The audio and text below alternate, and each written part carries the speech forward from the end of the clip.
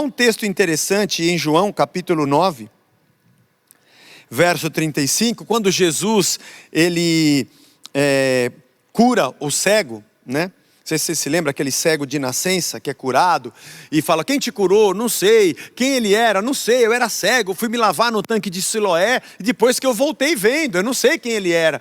E os fariseus ficam em cima dele, mas tem que falar quem ele era. Ele fala, quem ele era eu não sei, só sei que eu era cego e agora eu vejo. Essa frase é clássica.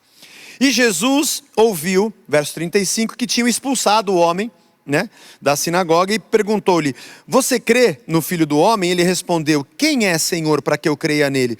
E Jesus disse, você já tem o visto, é aquele que está falando com você, quer dizer, sou eu, fui eu que te curei. Ele afirmou, eu creio, Senhor, e o adorou. E Jesus continuou, eu vim a esse mundo para juízo, a fim de que os que não veem, vejam, e os que veem se tornem cegos. E alguns dos fariseus que estavam perto dele perguntaram-lhe, por acaso nós também somos cegos? É isso que você quer dizer? Que nós somos cegos? E Jesus respondeu, se vocês fossem cegos, vocês não teriam pecado algum. Mas porque agora dizem, nós vemos, o pecado de vocês permanece. Que incrível é essa frase de Jesus. Ele falou para o rapaz, olha, eu vim para dar vista aos cegos. E quem acha que vê vai parar de enxergar. E aí os fariseus de perto, está falando da gente, é? Está querendo dizer que a gente não enxerga, que nós somos cegos? A gente enxerga sim, viu? E Jesus disse, bom, se vocês me dissessem que vocês eram cegos, haveria mais misericórdia para vocês. Porque quando você comete um erro, é um hipócrita, ou você vive a sua vida, a sua espiritualidade de maneira completamente torta, mas sem saber, na ignorância, a misericórdia de Deus está sobre você, porque você faz sem saber. Você é cego, eu posso abrir os seus olhos.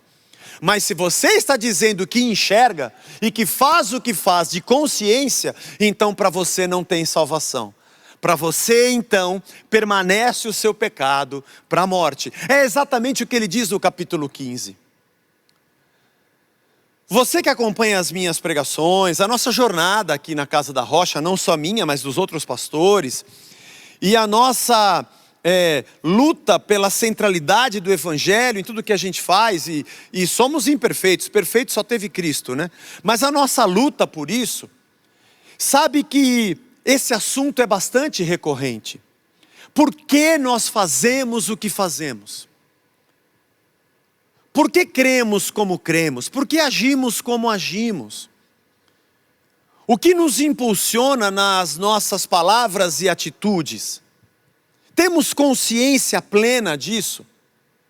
Ontem eu estava participando de uma live, uma pessoa fez uma pergunta sobre um versículo do apóstolo Paulo, e eu falei, poxa vida, como as pessoas, e muitos talvez que me assistem, nunca parou para, ao invés de ler aquele versículo que você ouviu alguém pregando, você gastou tempo para ler a carta toda de Paulo, para entender o assunto todo. O que foi dito antes e depois daquele versículo, entender a história toda, porque pode ser que aquilo que você ouviu não faça o menor sentido. Alguém se apropria da palavra de Deus e fala dela, é verdade, está escrito na Bíblia, mas não é isso que está escrito. Você está lendo o que está escrito, mas não está dizendo o que ela está dizendo. Você tirou fora do contexto, essa frase não tem esse sentido. E os fariseus viviam interpretando a lei segundo toda a sua tradição e numa hipocrisia, num afastamento verdadeiro de Deus, como Jesus diz em Mateus 23, limpando o exterior do copo, deixando o interior sujo, sendo falsos, se locupletando da sua posição de autoridade para devorar a casa das viúvas.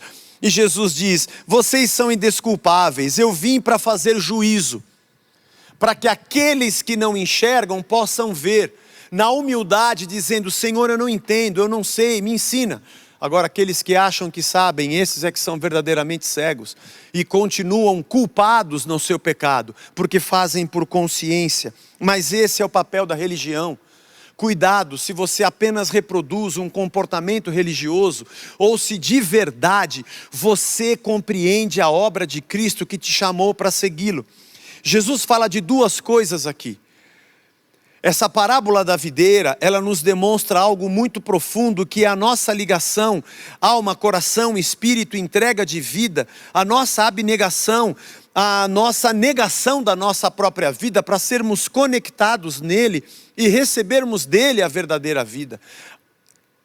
A vida de Cristo, enquanto vivemos como seres humanos, dentro de nós. São as suas palavras e as suas atitudes que orientam o novo ser que passamos a ser.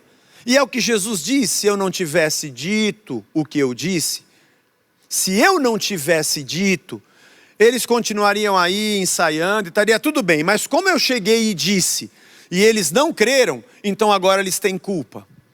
Uma coisa é você estar na ignorância, a outra é chegar a um referencial muito mais alto. A verdade é que chegou o Filho de Deus, chegou o próprio Deus.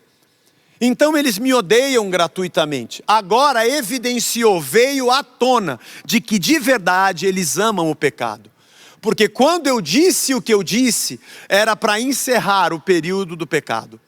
Ou pelo menos para que houvesse arrependimento, já que não conseguimos nos livrar dele 100% completamente, enquanto nesse corpo carnal.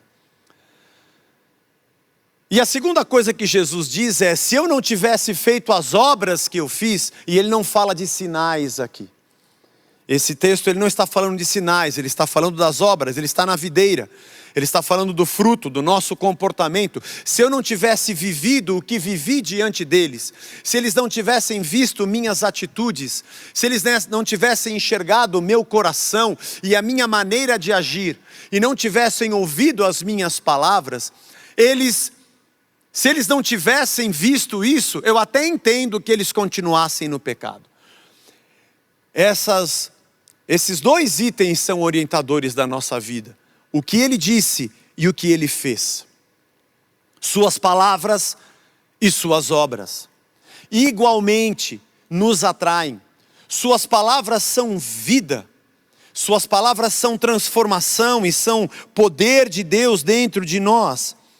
É assim que nós aprendemos na própria Escritura. Aliás, na própria parábola da videira, no capítulo 15, versículo 3. Vós estáis limpos pelas palavras que vos tenho falado. É a palavra de Deus que exerce um poder que transcende a educação. É mais do que um conhecimento.